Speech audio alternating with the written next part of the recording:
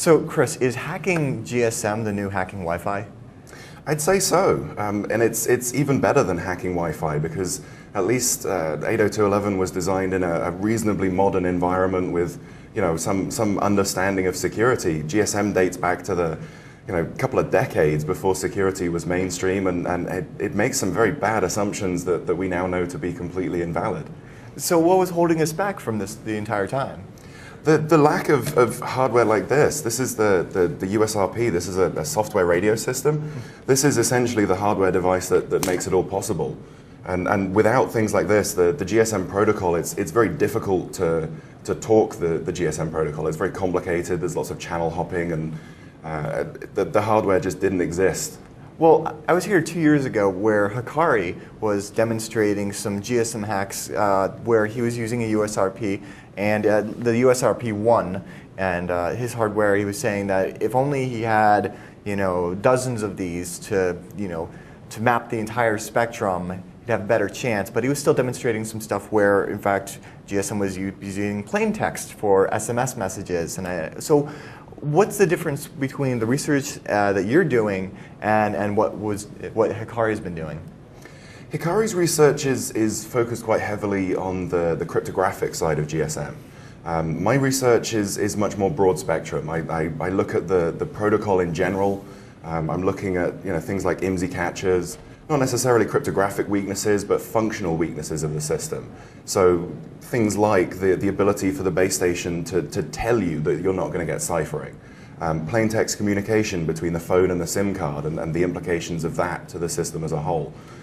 Much more broad spectrum than Hikari's kind of narrow focus on the crypto. Okay. I'm sure a lot of us are familiar with, at least on the Wi-Fi side of things, when it comes to wireless security, we've got our WEP and our WPA and WPA2 and TKIP and EAP and those different protocols. When it comes to GSM, I'm sure a lot of us are very new to this. Can you give us kind of like an overview of how GSM security works? So the quick overview is that the core of the security in GSM is based around a secret key in your SIM card called KI. And what happens when you connect to a base station? The base station sends you a random number, just 128 bits of entropy. Your SIM card takes that random number, concatenates it with the secret key, and then hashes the result. That hash then gets split in two. Half of it gets sent back to the base station as proof that you know that secret key, and the other half is used as a secret key for the cipher, A5. And that's your handshake? That's the handshake. And then you say A5. What is A5? So A5 it's not a specific function. It's actually a family of functions. There's at least 3 variants of A5. A5.1 is the original GSM ciphering algorithm that's always been in use. It's been broken academically again and again and again, and it's only recently that the practical attacks against it have started emerging. Then there's A5.2, which is a deliberately weakened export-grade version of A5.1. That's actually been broken so badly that you can recover the session key that was used from just a few seconds of sniffed conversation. Wow. And then there's A5.3, which is the 3G encryption algorithm. There's a strong movement to backport that into GSM just because it's less broken than the other GSM ciphers. Well, let's talk about the practical attacks. You're demonstrating man-in-the-middle, passive attacks, active attacks. What are these? There's actually a whole range of attacks against GSM, depending on what you want and what capabilities you have, your proximity to your victim. There's all kinds of possibilities, ranging from active attacks where I pretend to be a GSM base station and entice you to connect to me. So kind of like a rogue access point? Similar, yes. So like Karma or Yazaga, where you, I don't know how you would de-auth them from their current base station, but you encourage them to connect to you and pass through, and you've become the man in the middle. Right. You actually don't need to make them do anything. All you need to do is provide a stronger signal than their legitimate base station. There are no de-auths involved? None at all. So the phone will just connect? If the handset sees a stronger signal than the tower it's currently on, it will just hand off. And then in terms of authentication, it identifies the network that it's going to connect to by using two 3-digit numbers, which are publicly available. They're documented on Wikipedia. So you know which one's the T-Mobile one, which one's the AT&T one, and you can spoof this as a T-Mobile base station if you wanted? Absolutely. All you've got to do is set these two values in the OpenBTS config, and then all of the handsets in the area will just connect to you and send you their traffic. Say I were to get myself a USRP, which you can get for like, what, $500 now? They're a little more than that. They're about $1,500. Oh, okay. Well, still $1,500 for a lot of GSM fun is, I mean, come on. But worth it in my opinion. Yeah. So I grab one of those and I become the stronger signal, and I'm posing as, you know, the 3-digit key for T-Mobile, kind of like, you know, the MAC address, the beginning of the MAC address, identifying the different vendors.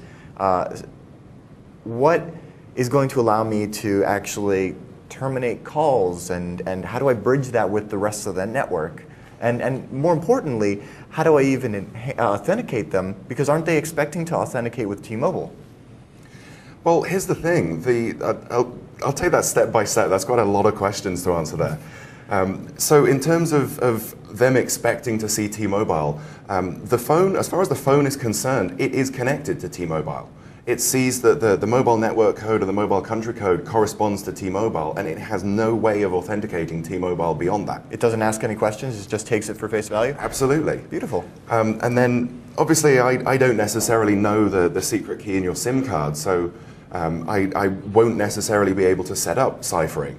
Fortunately, if my base station says to your phone, I don't want to cipher, I just want to use plain text for everything. Will it drop down to that? It absolutely will. So it's like just taking, it's like SSL strip, where it's just like, well, we're going to do it HTTP unencrypted. Right, and the particularly fun thing about it is that the GSM specification, there's actually a section in there that requires the phone to display an alert to the user if you're on a connection or if your connection becomes unenciphered. So it's like when you see the thing in your browser like, hey, the SSL's gone, or we're not, exactly, it's not valid. So that's good. At least I get a warning that I'm getting owned. Not necessarily, because there's a configuration bit in your SIM card that if your operator sets that bit, it disables the warning message. Why would they do that? Because it's simpler for them. If you get a message on your phone saying that your connection's unenciphered, the first thing that you're going to do is call your operator and try and figure out what's going on. So security or less tech support calls? Absolutely. Okay, I'm down with that. So now, they really have done the GSM equivalent of checking the box that says, yes, accept every browser warning that you'll ever see. Beautiful. I love that that's already done for us. And as far as the authentication is concerned, like, so you've got them on the unencrypted authentication. Now, how do we terminate the call? That's the easy part, actually. Really? Yeah, so the software that I'm using is called OpenBTS, and it actually hooks directly into Asterisk. Oh, well, there you go. You've got your open source voice over IP. I can really just go ahead and get a voice over IP, like a SIP provider, plug that into my Asterisk box, hook it up to my my USRP, and then, $2,000 later, I'm a base station. Really? Yeah, it really is that simple. And even better than that, the capabilities that it gives you in terms of authentication and everything else. It's a fully qualified GSM network, the hardware location registry and all of the authentication databases, and it just works. So if I wanted to, I could get a bunch of these and become my own local telco? Yeah, absolutely. I wonder what the FCC would think of that. They probably wouldn't be too impressed. But okay. One of the good things about GSM hacking, at least in the States, is that the US uses 850 megahertz for GSM. In Europe, they use 900 megahertz for GSM, which over here, there's a chunk of the 900 megahertz GSM spectrum that overlaps the ISM band in the US. So you can be on a GSM frequency and a ham frequency at the same time. So as far as the handset's concerned, it just sees a European GSM network and connects. So you could create that on the ISM band and be completely free to do that? Well, more or less. I mean, it's still subject to the usual ham radio regulations. There's probably also some complication because you're enticing the handset to transmit on frequencies that are probably outside the ISM band. I think that's the handset's fault. And if it wants to connect to my base station, well, then that's just its fault. Absolutely. Well, so you're terminating the calls. I mean, I'm assuming the whole fun in this is, the whole reason you would do a man-in-the-middle attack is to do some sniffing. But the capabilities of or at least the USRP1 doesn't have the bandwidth to sniff everything you might need to. am I getting this wrong? Or are you sniffing on the other end?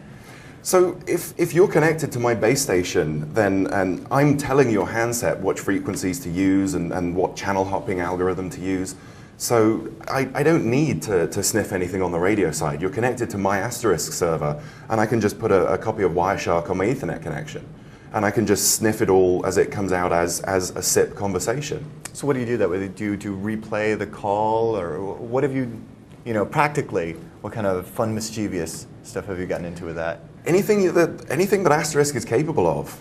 You could put in a SIP proxy with some kind of voice changer. You could target a specific individual and route all of their calls to 911. So you could just like a DNS poisoning attack, you could reroute their phone call. So they think they're they think they're calling their mom, but you're actually sending them off to somewhere else. I mean, at this point, you are their GSM network. They think they're calling their bank, but really they're calling your phishing scam. Absolutely. You can do anything. You own the network at this point. Wow. That is incredible. Now, since you've authenticated them and you've got these keys, or at least half of it, is there any chance now that you can reverse this, and rather than being the base station that's listening and providing a gateway to the voice over IP network, can you turn that around and then connect to a legitimate T-Mobile base station and pretend, hey, I'm now Darren's phone? Yes and no. So assuming I can negotiate A52 with you, I can recover the session key that was used for that particular conversation. That doesn't reveal the secret key that's stored in your SIM card, which was used to generate that session key. So I don't necessarily know your secret key in your SIM card, which means that I can't necessarily clone your SIM. On the flip side of that, though, if I can connect to a legitimate GSM network that doesn't require ciphering, that doesn't require me to prove that I know your secret key, then I can just play back your IMSI, which is the kind of the GSM equivalent of your username. And if I don't ever get asked to establish ciphering, then I don't ever have to prove that I know your secret key. And it effectively authenticates me based on the GSM equivalent of your username. Of just username. No password. Effectively, yeah. Do these towers exist? Come on, in the United States. I mean, maybe in a third world nation where they didn't set up security, because whatever, but... It's a good question, actually, because I mean, with no way to determine from the handset whether you're using a ciphered connection or not, it's entirely conceivable that a relatively innocent configuration mistake on a base station or even on a specific tower could result in an unciphered connection. But on top of that, there's entire countries where GSM encryption is illegal. In India, there is no encryption whatsoever on GSM. It's illegal. So is that due to the export of the cryptography? It's just due to the local laws on crypto. I'm not sure if it's export or import or quite what it is. It may even just be due to supporting law enforcement intercept capability. But yeah, it's entirely feasible that I could replay your IMSI and charge you lots of roaming fees. Okay. Or maybe even if you've got physical access to my phone for a bit, could you just go ahead and clone my SIM from there? It depends on what network operator you're using. The original hash function that was implemented in SIM cards, it's called Comp128. This was broken about 12 years ago, such that if I can get your SIM card for about 8 hours, I can recover the secret key that's stored in it. Now, Comp128, obviously it was broken, so it was upgraded, but despite being very publicly broken, there's a number of operators that still use it. So Comp128 is very broken and very much still in use. Version 2 and version 3 of Comp128 have never been publicly disclosed. They're not an open... Not at all. Oh. They've never been publicly cryptanalyzed, and we all know how well proprietary crypto withstands the light of day. That's excellent. Well, I mean, for us. Yeah, so there's a very good chance that version 2 and version 3 suffer from very similar vulnerabilities to version 1, and the moment that they get disclosed, they'll be broken. On top of that, there's a lot of mobile network operators that have lost faith in the whole family of Comp128 functions. So they just roll their own hash functions. And again, that's beautiful. Exactly. So again, it's security through obscurity. They're entirely dependent on the fact that you can't extract that hash function from your SIM card. This is the new frontier of wireless hacking, just because of how, like you're saying, how ancient it is and how, broken it is essentially with like different proprietary protocols. So how do I just want to go out tomorrow and grab myself one of these from Edis Research, the USRP, for $1,500, whatever. Throw that on a laptop and. How do I get going with this, though? I really want to build myself a little man-in-the-middle GSM pineapple. What do I do? So the easy way to do it is with the software that I released at ShmooCon yesterday. It's called OpenBoot TS. Okay. And it's a live CD that you boot your machine off it with an Ethernet connection, plug in your USRP, and you are a base station. It's got all of OpenBTS, it's got Asterisk. But I have to set it, so it has Asterisk built in, or I have to it has everything you need. Literally, all you need to do is plug it into Ethernet, drop in an Asterisk config to tell it where your SIP provider lives, and run the base station. That's all you need to do. And where can I get this? It's up on SourceForge. It's OpenBoot TS. It's actually a set of scripts to produce the live CD. So you run the initial script and it'll deploy the environment for building the CD, and then you can drop your Asterisk configs, your OpenBTS configs, all of it. You can drop everything that you like and completely tailor it to your own requirements, and then master the image to a bootable ISO, a bootable USB key. You can even master a Pixie boot image. So you can have a machine with no I/O ports at all beyond the Ethernet. I love that. Boot it over the network, plug it into the USRP, and you've got a base station. So where can people find your other work? We publish a lot of research. We've been doing a lot on GSM recently, and before that we were doing a lot of work on RFID. I actually own a consulting company called Hardware, spelled with fours instead of A's because we're obviously lead. Yeah.